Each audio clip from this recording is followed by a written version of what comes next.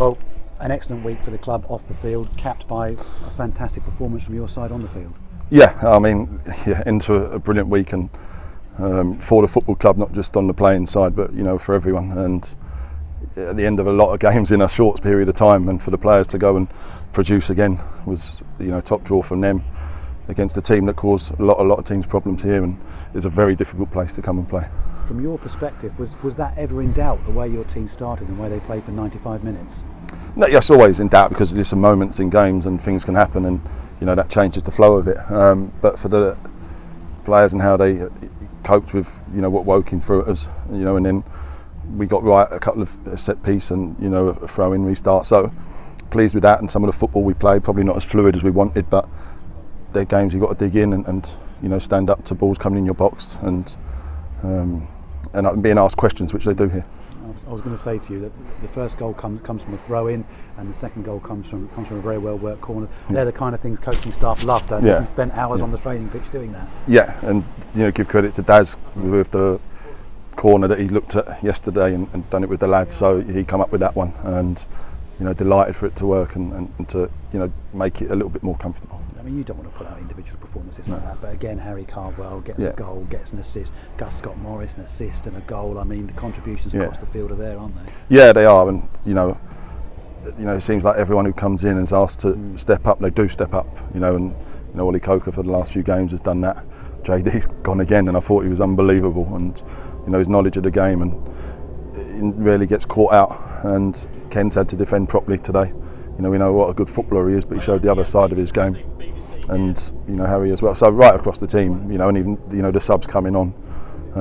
Woody was disappointed coming off, which I understand, but we wanted to get Dan on to get him up to speed.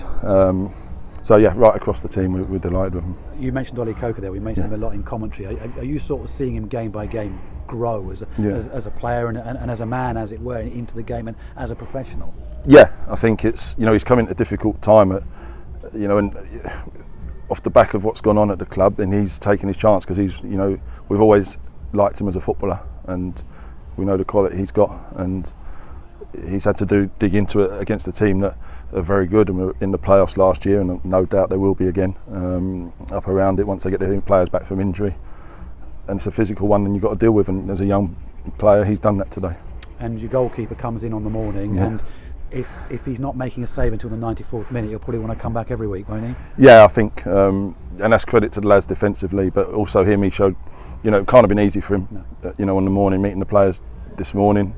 Luckily he knows one or two, and Dave done a great job with him and all the details of how we play, etc. And I thought he showed great composure at the right time. He come and got a cross from a corner, I think it was, and has had to make the save, despite having not a lot to do. And in terms of him being here, do you know how long this is going to have to last for, or not? I won't get into the details yet. It's only done this morning, so I'll find out. I think it's as long as someone's injured, you can have one here. So we were still going on this morning, and we'll have to see. We're going to enjoy this one and pick the bones out of what we got next week. Yeah, and just finally, we just spoke to Gus Scott-Morris, and I sort of said that's 4 unbeaten now.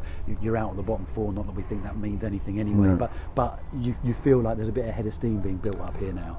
Yeah, I don't want to get too far ahead, because complacency can set in. I want the players to keep their feet on the ground and go into the next one, that we've got to perform again and keep your standards high. We've got the obvious challenges that are the embargo and players, and we've got to keep them fit and keep them at it, and they're doing that, and the fans see that as well, and that was brilliant.